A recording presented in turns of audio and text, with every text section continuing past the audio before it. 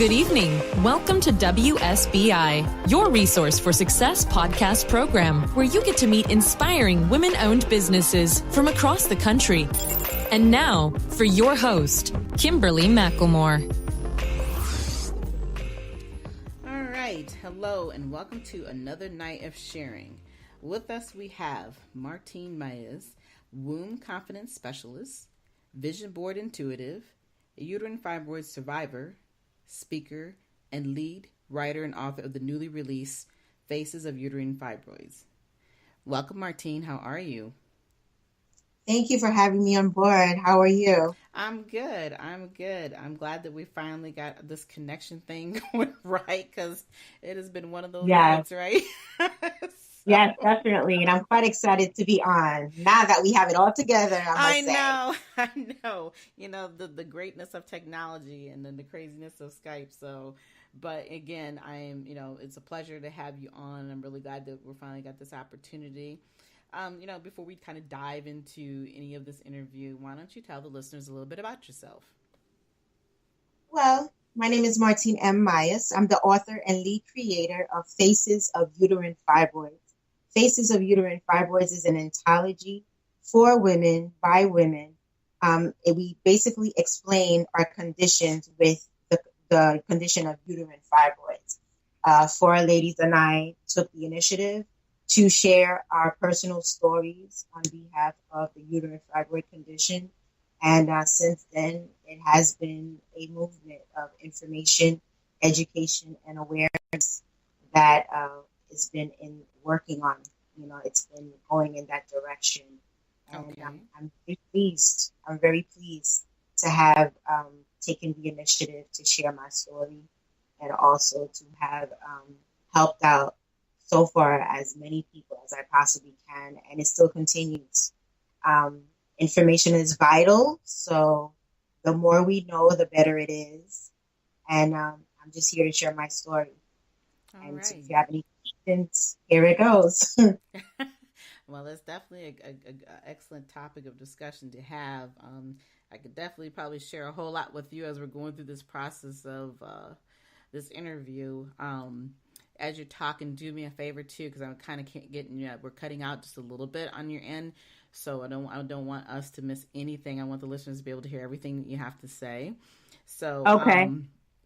The other thing that I want to kind of backtrack a little bit before we dive directly into the interview, I want you just to give us a little background about where you're from and how you got into this. What besides I'm sure the experience of what you've gone through is having fibroids, but give me some details about how you got to this point before we jump into some of the specifics of what you do, with your story and how you're reaching out to other people.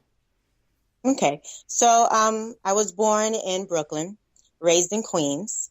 I've been in healthcare administration, primarily the medical billing and coding field for over 20 years. So I'm very well-rounded when it comes to medical terminology. I read medical records on a daily basis. Okay. Also, my experience with the actual fibroid started when I was about 19 years old. Mm-hmm. And based on what I was told basically that a hysterectomy would have been the best option for me to relieve pain and agony that I was going through. Mm-hmm. And since I did not believe in that result, I didn't believe that was for me, I pretty much continued on by researching and really getting into what I can do to relieve my pain, because that's really what was more important for me. It wasn't about having to remove everything. So as I researched, I dived into herbal products, which helped me a lot, which we'll talk about in a few. But at the same time, what got me finally is that 21-year journey. Mm-hmm. And then finally I get an open door as I just decided to go to a different doctor. I was always seeing women doctors because I felt that women physicians in having to deal with the reproductive system for females would respond better. And I would feel that since women are composed the same way and we go through the same thing, that they would be better advisors for the field and the condition. Well, what I got to learn was that was actually not so, you know. That's right. Yeah. I was seeing women doctors consistently, and then I remember it was just one time I went to, I was really in pain, and I had to go to my primary care physician this time. And my primary care physician happened to move to a new network, a new provider network. And within the building I was walking in, I actually saw a listing on the door, and it was an OBGYN place with a whole bunch of names. And I said to myself, well, you know what? As I'm going in, I should stop in there one way or the other so that I could just ask for information. Right. So I remember I went upstairs to my doctor, and when I was done, I walked out and I said, I'm going to stop. So I stopped at the desk at that doctor's office, and I asked the young lady up front, and I said, you know, who would you recommend with all these names on the door? And she said, well, they're all great, but however, there is a doctor who has night hours. The only thing is that he's a male. So if you don't have a problem seeing a man doctor, that would be great, and you could come after work. So I said, okay. I said, would you recommend anybody else? And she gave me 2 other names besides this male doctor. So I took it upon myself where I took the names and I went home. I prayed on it, you know, on each of names. And I said, Lord, do your will. And in the morning, it was very clear to me. The message was, call that man doctor. So when I called the office, I made the appointment. Within the following 3 weeks, I was in the doctor's office, and the doctor was telling me that who is your doctor? Who have you been seeing? Because your condition is just like really terrible. You know, it's so bad. I'm so worried about you. And he spoke to me with so much compassion, as if I was either his child or someone he really could relate to, you know. Right. And he said to me that I'm looking forward to helping you. You have to be willing to want to help yourself too. And I said, well, I'm here. So this is a startup. He says, great. He goes, are you willing to follow me? Everything that I tell you to do in terms of getting yourself ready for surgery. When he said that for me, I said to him, I was looking at him like, wow, is this really serious? Like, I can do this? And he says, yes. He says, it's not going to be easy surgery due to what I see. However, it's possible, but it takes, you know, a different mindset. It really takes a whole different mindset within the profession for a physician to really say, regardless, I'm going to do my best to, you know, give you your heart's desire. So from that time on, I was at a point where I was, in a way, like I couldn't believe what was going on. And then I was like, wow, you know, this is actually going to happen. And then had to frame my mind. And sure enough, on November 16, 2016, I went into surgery. So when I went into surgery, everything went well. I still have my uterus. Thank God. I'm so happy about that. You know, and he made sure that he wanted me to have the opportunity, if I were to choose to have children one day, that I'll be able to. Right. So after all that is said and done, I was at a point when I was in recovery, I was saying to myself, I went through 21 years of my life struggling, knowing that I had no option but to just remove everything. And now I'm at a point in my life where doors have opened and I can have a choice. So what am I going to do? I need to serve and give gratitude. Right. And this is how the book came out.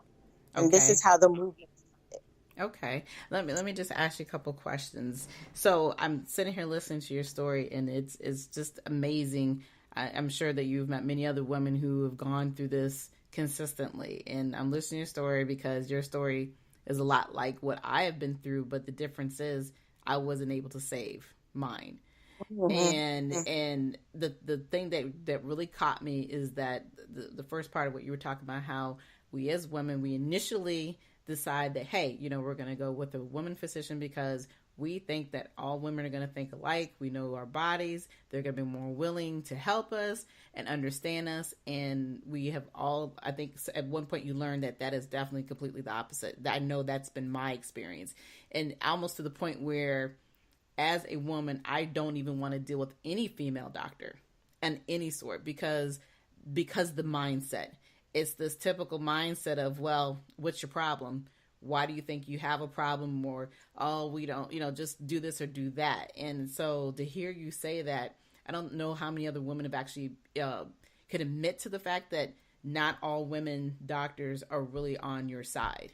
So I think that's one thing that kind of stood out to me, and to hear you explain that process, and then to have to go in, and then here you get an opportunity to, you see this image on the door and saying, how, I need to go in here and find out what's going on. And then here you've got the opportunity to actually meet a male doctor who truly does care, to deal with you in a way, because being as young as you were and have to suffer, that's the hardest part. And then, like you said, 20 some years later, this is the end result. So when I guess my question is, or my thought process, when you really had come to that fruition, and even with the surgery that he had to do, and I guess I don't want you to get into full detail, but kind of explain what was the process, because I know there is a process. I had my removal done when I was 39. And I know they put me through like a 4-month process before I actually could have the surgery. We went through a series of testing, a series of psychological testing, because the old saying is, oh, once you lose that, you're not a woman anymore. And I'm sure you've heard that, right? Yes. In terms of the preparation, we went to many different levels. As you stated, the psychology level was one of the main points, because just in case they're not able to save the uterus, you have to be comfortable to accept that. And they also have you sign papers. That's right. To just in case, so like when you do wake up, just in case it's not there, what happened. So right, it wouldn't be a surprise. Okay. But in my personal situation, I also had a very low blood count due to the fibroids. Because fibroids, these non-cancerous tumors, what they do, they suck on blood. That's their survival. That's right. Blood. So I was highly anemic. I was actually operating on a low blood count. I mean, the blood count was actually a number 5. Okay. And it was really at a scary state. So, I ended up being lethargic and really irritable and operating on very low oxygen. Right. So with that being said, they had to help me find a way to build up my blood. Although I was on iron pills and I was juicing and doing all these other things, that was good enough. But the thing with my situation is that my blood count didn't remain at a steady level. It would only jump up maybe from 5 to a 7 for about 2 days and go back to a 5. So I was always in a situation where I would have to take something to help it come back up. So that was one primary situation that I needed. And also to sign a consent so that they can actually give me a blood transfusion for the surgery.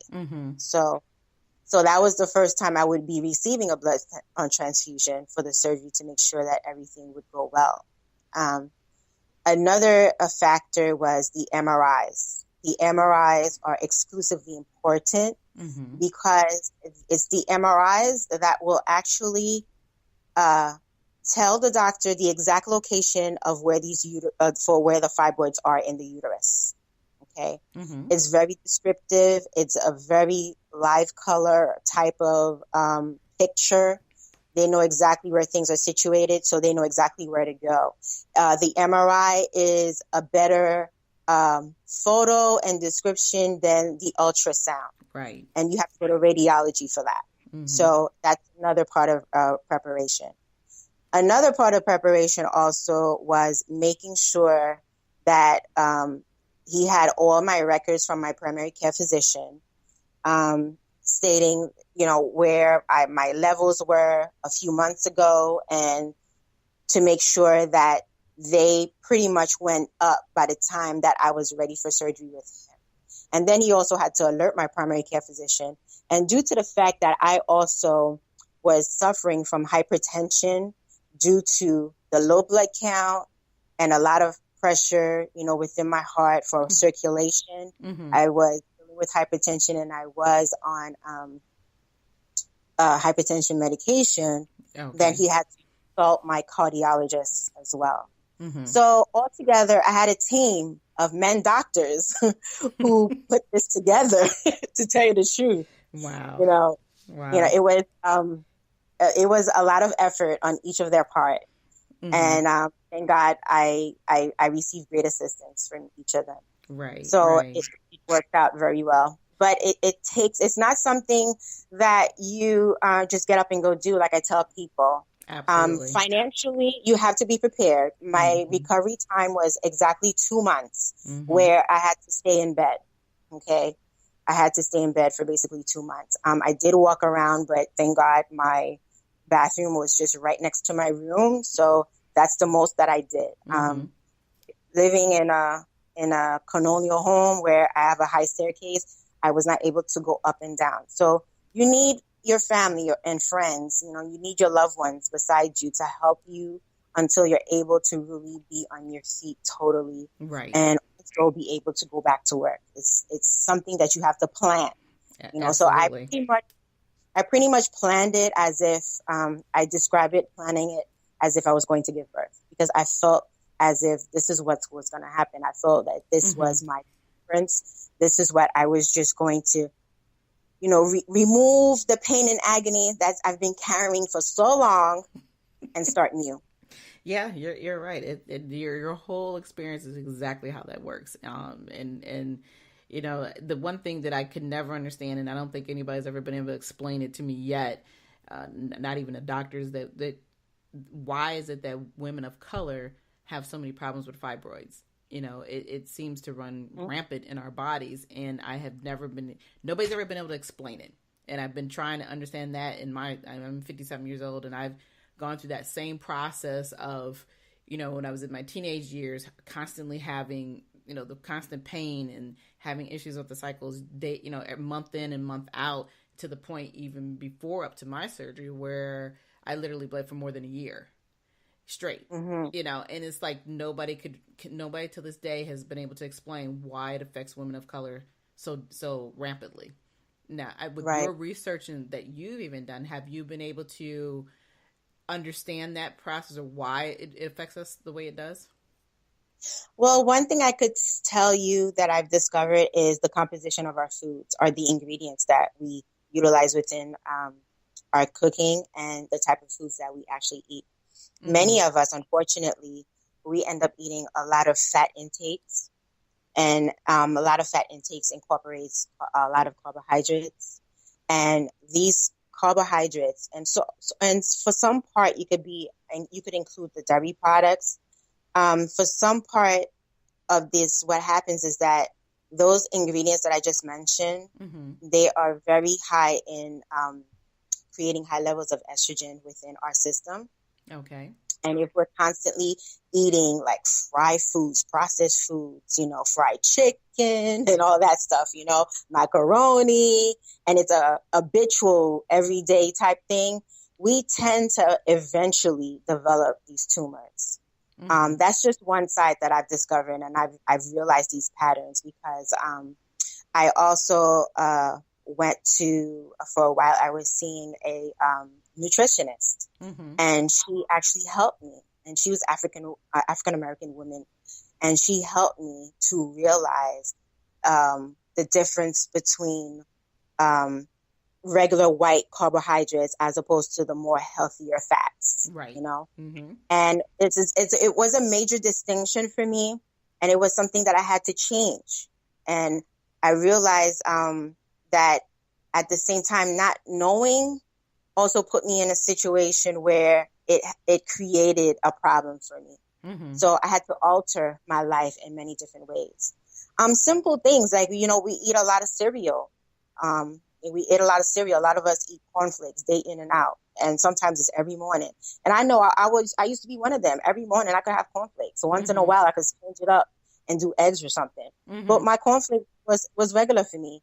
And she said, you know what, that's the worst brand you could ever use. Wow. Because the only thing it does is store fat in your system. As a matter of fact, when you're done with a bowl of cornflakes, okay, first of all, we do the large bowl. We're supposed to do a mini bowl. Okay, that's the problem too. But she said to me to examine in a small bowl, right?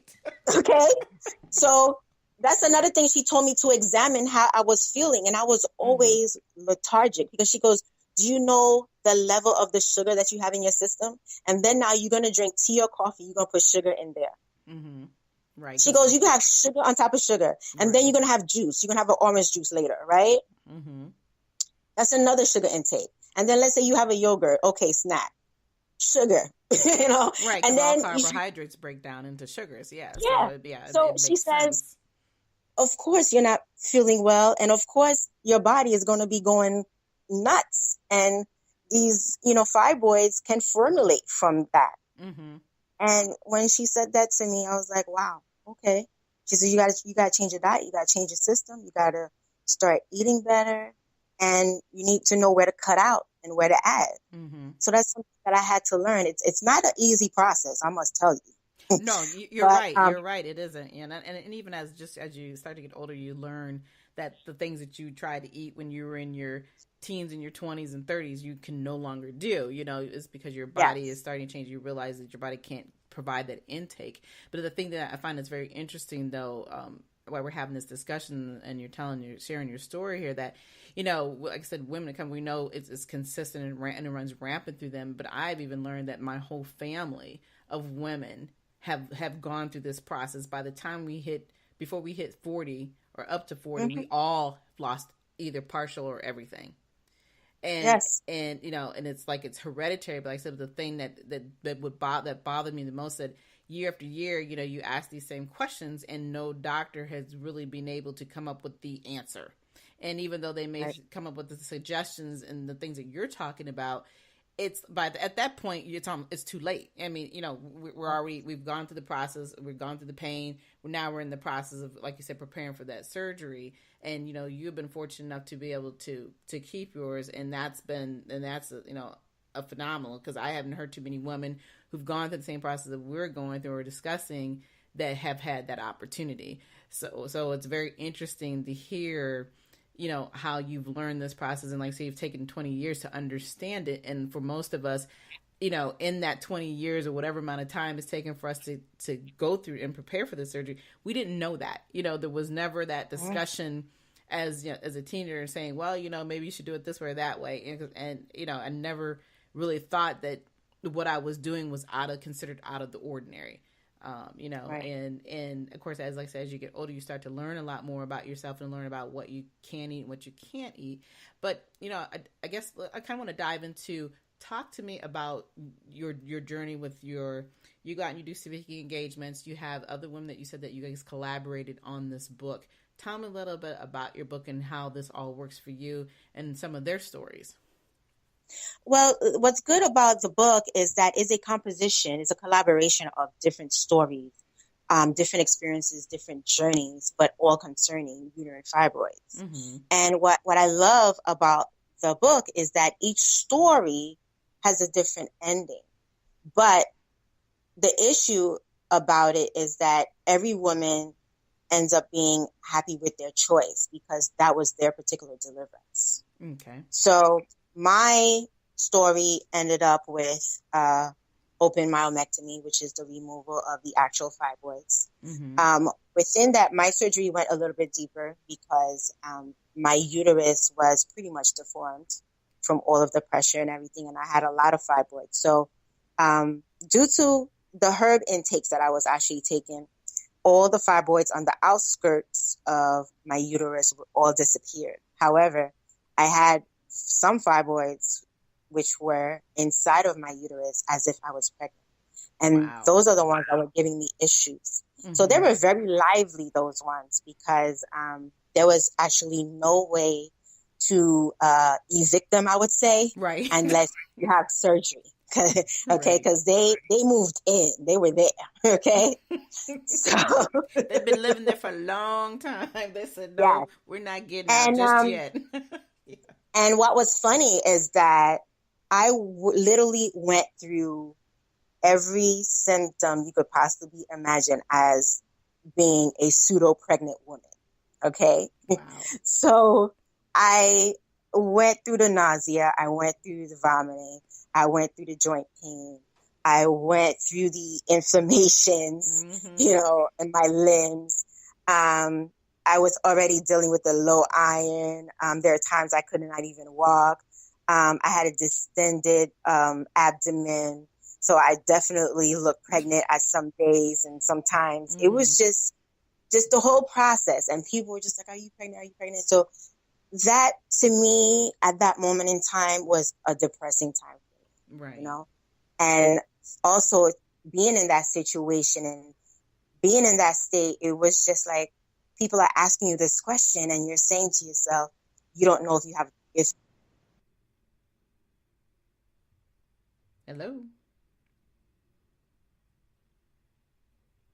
All right. I think we, there we go. We got you back. In fact, we lost you there for a couple minutes. Yes. So therefore, that was the other thing that was going on with me. So that's all part of my story that I do share. And the other part of my story that's very exclusive is the fact that my uterus was actually pretty much removed and reconstructed and put back inside of me. Wow. For heal. And that was the most difficult part of the surgery. And that was basically the most difficult part of my healing. Right. Because it's just like I was rebuilt. And the surgery like that is available to everyone. It's an open myomectomy, but you have to go. One thing I learned, and it's very crucial, and it's imperative for me to share this information with everyone. When you go see a doctor, you have to have your own agenda. You have to have confidence within yourself. You have to be ready to say, listen, I have this condition. I've been suffering for a while, but listen, this is my plan. This is where I want to go. Let me know if I have the possibilities. And you have to be firm about it. You're right. You're absolutely right. Because if you do not, they will take it upon themselves as an advisor for you to tell you this is what you need to do. You need to know what your life is looking like. You need to know what your heart desire is. Okay? And then you need to know, based on what your heart desire is, what is it that I can do? Because doctors are human beings. I love them dearly. I've worked with them for many years. Right. However, they're human beings giving you an opinion. Okay?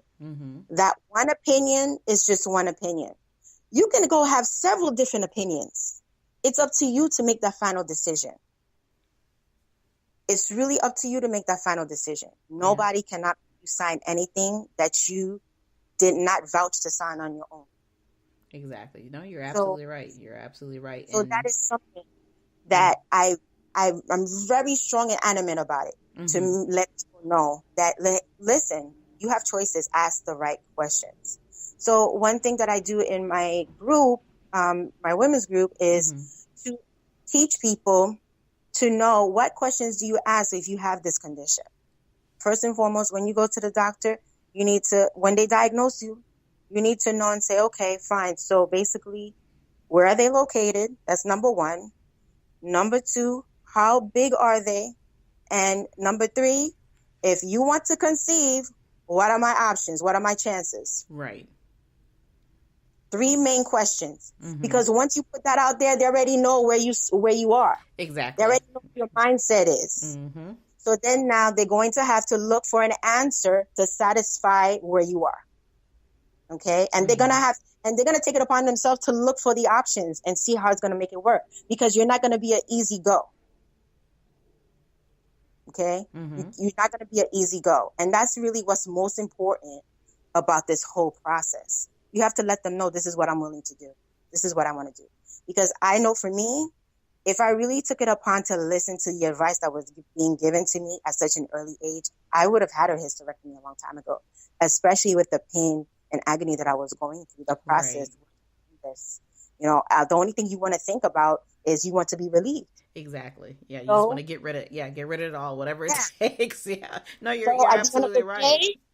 At the end of the day, removing it is a great option. It sounds really great. It's beautiful. But then again, what people do not understand is that removing it is one option, but there are also consequences later after you remove it. Right. You have other experiences that you go through. That's right. And even with my surgery, I had experiences too. It took time for my body to adjust. I was able to go back to work, walk around, do stuff. But once you have surgery, it's a different ballgame. You're not the same person. Okay.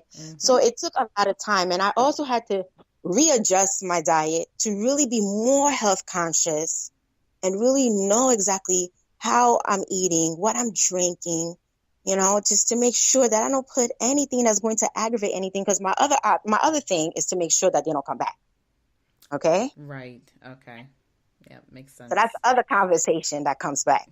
You have this surgery and you're going to hear women tell you, oh, I had this surgery, but guess what? 5 years later, 10 years later, 15 years later, they came back. Your duty now is to make sure that they don't come back. Right. So you go on a regimen for that. And that's why you have to be connected to a nutritionist. You have to go see these particular people. If you have to go to a holistic medicine practitioner, do that. Because they're the ones who's going to make sure that your body is at the level and the state for them not to come back. They're the ones who's going to help you stabilize all that. A medical doctor is not going to do that. A surgeon will not do that. That's not their part. They've already done their part. Giving you the advice, telling you if you need surgery or not, and they're going to give you the surgery. They've done it. Now you need to move on further. You go back to your OBGYN if you're pregnant, right. or if you have anything related to the reproductive system. But don't go to them for a regimen. Your primary care physician is not going to give you a regimen unless they're going to prescribe you some something, drugs. Exactly. Right. So you have to know who to go to get what you want. That's right. And that's something that I had to learn. So within all these stories, basically everybody shares their journey. Everybody has a different route, but they end up with a sound decision that worked out for them. Right. And that's the main part of the story, of the book. And the way that you just described the process of who you are as an individual and knowing what you want, that's with anything in life. And, you just basically have had, unfortunately, you had a circumstance that wasn't positive, but you've turned it into positive because you knew within your mind that this is not going to happen this way. This is what I want. And like you said, you were demanding about it. And like I said, this is that attitude should go with anything in life. Whatever it is you're trying to succeed and put your foot down into it, this is what you need to do. And I think it's phenomenal that you have taken the lead to say, I need to teach other women about this because this is a constant conversation. But 90% of the time, it's usually one of those private conversations. We still, as women, especially women of color, don't always come out and talk about these are the issues that we have. These are the problems that we have. And then, like I said, you find out later on down the road that woman sitting next to you or that woman you've known for 10 years has had the same problem and never sat down and said, hey, I had this problem. And so I really applaud you on being brave enough to come out and tell your story and share, and then have these other women come out and tell their story with the same circumstances, but everything, like you say, coming out in a different way for them that they were comfortable with. And I think it's amazing because it is definitely something that needs to be talked about continually. And with your background and knowledge in the medical field, I think it's very beneficial as well. So I definitely applaud you and thank you, for the time that you've given us this evening to explain your story. But do you have any other last words that you would like to talk about? I want to just highlight on what you just stated, which is really important. You stated that you never know what people are going through until you possibly go through it. And it was so funny how nobody really realized or knew exactly what my current condition was. But it took for me to go to surgery and then to say, basically, I'm going to do a post on my Facebook page for gratitude, because actually when I had my surgery, a week later was Thanksgiving. So I was like, oh, let me just let people know what happened to me and I'm delivered. I'm happy. Right. So when I posted that, Mm-hmm. it was an amazing outpour of comments, a lot of positivity. But the truth about it, my inbox became so full of women who actually reached out to me to tell me, oh my goodness, I can't believe that you were going through this. Do you know that I had a hysterectomy? And these are people that I knew from very young. Wow. Okay. Mm-hmm. In my circle, the only person I know personally who has fibroids is my mother. And her condition of fibroids is very different from mine. Mm-hmm. Her suffering was quite a lot less. Okay. Mm-hmm. And she had her removal of the fibroids only, basically, when I was in high school. And that was it. She didn't have an issue after that. Okay. Mm-hmm. It was just like a walk in the park. But for me, I went through a lot of different phases. But at the same time, as you stated, so many other women were reaching out to me through my inbox to tell me that they feel bad because they've gone through it and they've never talked about it. And I just posted out like that. And I said, you know what? I'm at a point in my life where I don't want to hold anything anymore. I'm done. Right. Exactly. I've held the burden for too long, you know?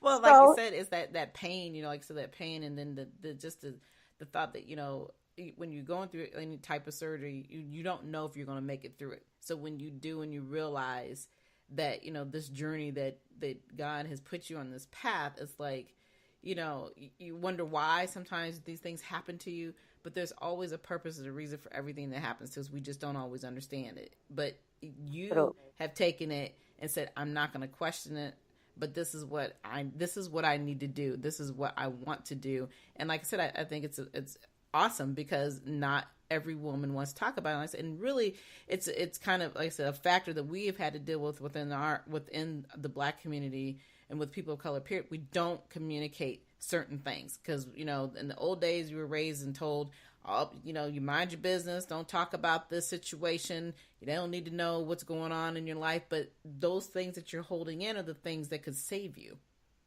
Absolutely. You know, those things that if we'd known from time on, like you said, you knew about your mother. My mother went through the same thing. But if we had known through all the other women in our families that had gone through, just to think how many years ahead we would have been, because we could have researched it. We could have done more, that, like the things you're talking about with the eating habits, the whole 9 yards, and maybe it would have saved us versus us having to go through what we went through. And another thing that I've also learned, which is really important that I would like to share, is that we hear about exercising all the time, but we really don't take it seriously. Fibroids also comes from a way of stability, like for us being stagnant all the time and not being in movement. Basically, we're like walking. Many of us just don't walk anymore. Well, walking basically puts you in a position for a lot of other different things not to happen to you. That's right. So it's breathtaking to take a walk. As somebody who has fibroids, you need to be active. Yep. After your surgery, you have to be active. You have to do the walking back and forth. Just like they tell somebody who's pregnant, keep on walking. That's right. Because that's the best you could do for yourself. Yeah. If you're not going to do any other exercise, that's hard on yourself, but do the walking. Yep, it works. So like you said, it relieves a whole lot of other things. You feel better about yourself. You start to lose weight. Yeah, I get laughed at all the time because I'm a gym rat. So I'm like, first person, I'm in the gym at 5:00 in the morning. You know, I said, but that's the way excellent. It should be. You know, but these are the things that you learn. Like I said, sometimes you have to go through things in order to understand who you are and what you need to have. But you know, people like you and other women like you who are out here telling their stories, you are trying to prevent other women from having to go through those tragedies if they just learn to share their stories and share their resources and understand how important it is to talk.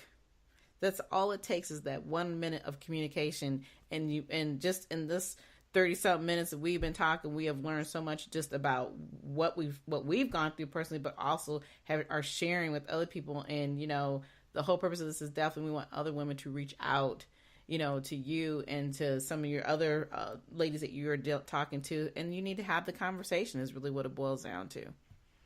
Absolutely. Conversation is the key to everything. You need to communicate. It brings transformation, and information is transformation. Absolutely. The more you know, the better you become within yourself, and the better you are for somebody else.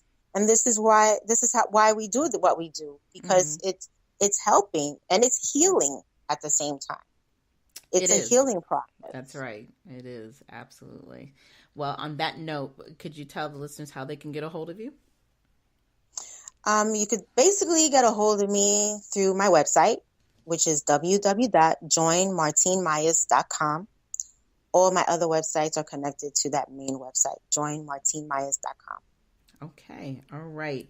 Well, again, I do want to thank you for the opportunity, and I'm glad we finally got this thing up and running, because I'm glad too. Because it was like, I'm not doing this on Skype. I'm like, we're going to get this done. So I'm glad that, like I said, we got the opportunity, because this was absolutely a wonderful story to share, and the information was phenomenal. And ladies, please, if you have a concern or you have questions, don't be scared. Reach out to Martine and her friends, and I'm sure that you will just be overwhelmed with information, but at the same time, there's definitely people out here who are going through what you're going through and can absolutely help you. But on that note, again, like I said, I do appreciate you coming on. For everyone else, enjoy the rest of your evening. And also, like I said, we're now on iHeartRadio, so stay tuned there. But for the rest of you guys, also have a great evening, and we'll be talking to you soon. Thank you. Good night, everyone. We will be back next Thursday evening at 7 p.m. Follow us on Spreaker, www.spreaker.com/user/WSBI. View our new WSBI website anytime at www.wsbillc.com and on Facebook, Twitter, YouTube, LinkedIn, and Instagram.